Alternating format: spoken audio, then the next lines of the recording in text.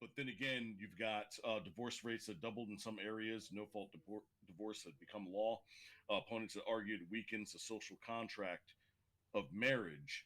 So let's look at both of those sides here.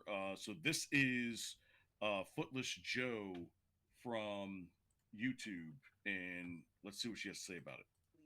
Messed up, like abuse or infidelity, to be able to exit a marriage. Turn the volume up a little bit.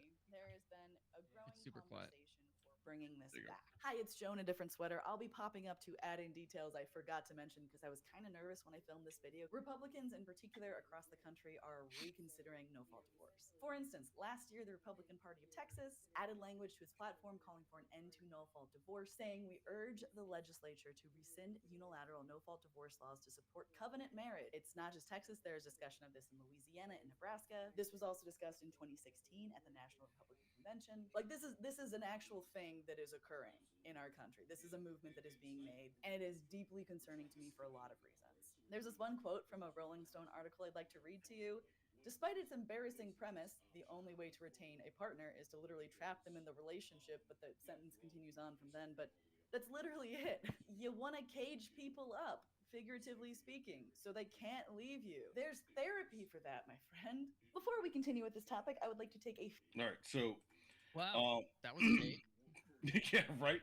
I tried to find varying differences of opinions on this because there was a lot, and I had literally gone through like 150 different videos and articles and things to try to narrow it down to what I could find here. So Sally,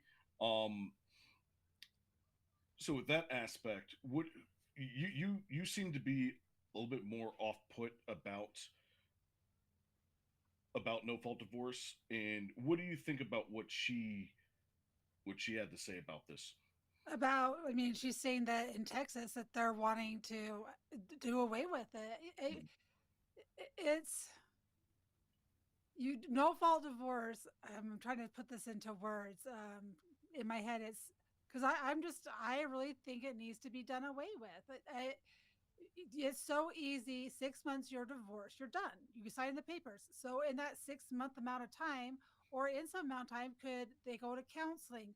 Could they go and figure out what the impact is going to be on your children? I mean, because the point of getting married is to have kids. If you don't want to have kids, why get married? That's the whole point, is to raise children, to be productive members of society that are healthy and cognitively healthy as well. And so divorced isn't just about the two adults in the room. It impacts the children more. So can you figure out how to make it work until the children are out of the home?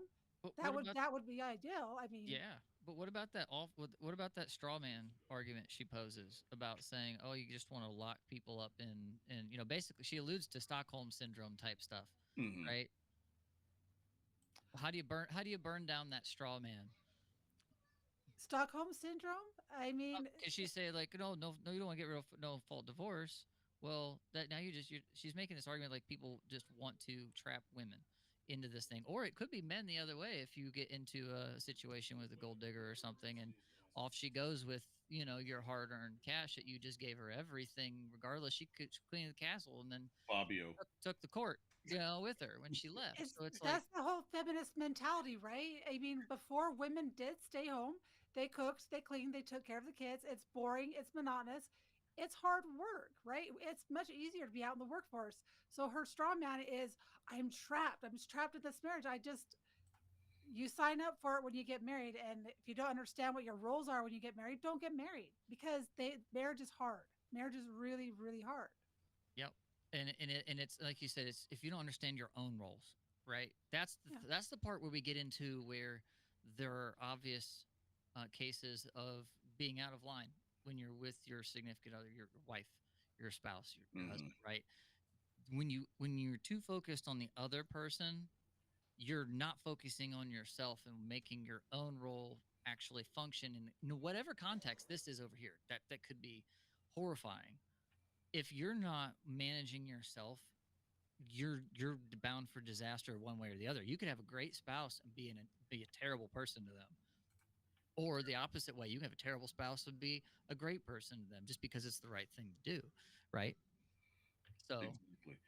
Let's see what Ben Shapiro has to say about it.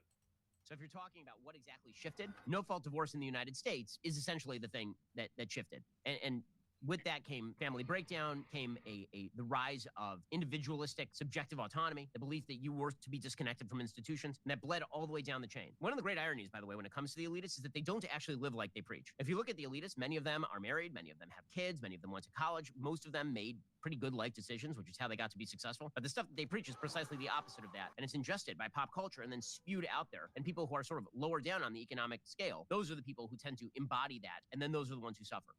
Yes. Can we just appreciate the fact that the lineup of Bill Gates' family looks like somebody face swapped him onto all of his children? They literally all have the same face. There's some strong genes in that family. There's some way more than dominant genes in that family. Wow. But yeah, they live that way. They have their kids and they raise them up. And even Elon, which I think it's kind of a cringe way to do life, but